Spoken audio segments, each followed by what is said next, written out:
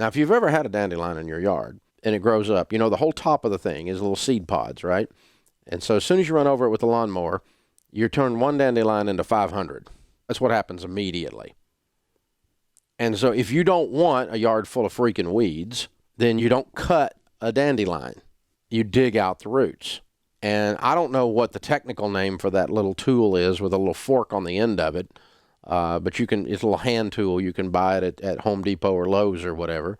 I always called it a dandelion fork. Now, I discovered a dandelion fork when I was about 10, 12 years old, and I was cutting grass in the neighborhood. And I worked for this man named Mr. Carnahan. And I kid you not, his nickname was Slugger. Now, you may not believe this, but it's the truth. Slugger Carnahan. Now, Mr. Carnahan did not like dandelions at all.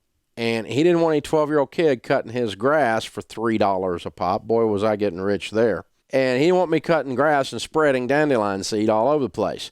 So if you were going to work for Slugger Carnahan, you had to have a dandelion fork in your pocket. And you stop the lawnmower when you come up to the dandelion. You could still be running, but you don't run over it. And you step in front of it, and you do the work properly, which is dig the dandelion out by the roots. Now, I think a lot of you know that. Some of you don't. But how does that apply to your work?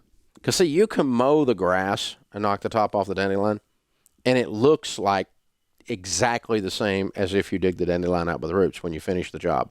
It looks exactly the same.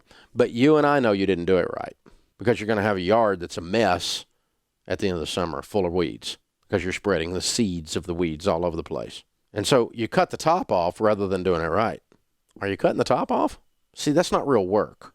That's almost like getting paid for the wrong things, isn't it? I guess probably for some people I'm Slugger Carnahan because I got no tolerance for people who won't dig the stuff out by the roots.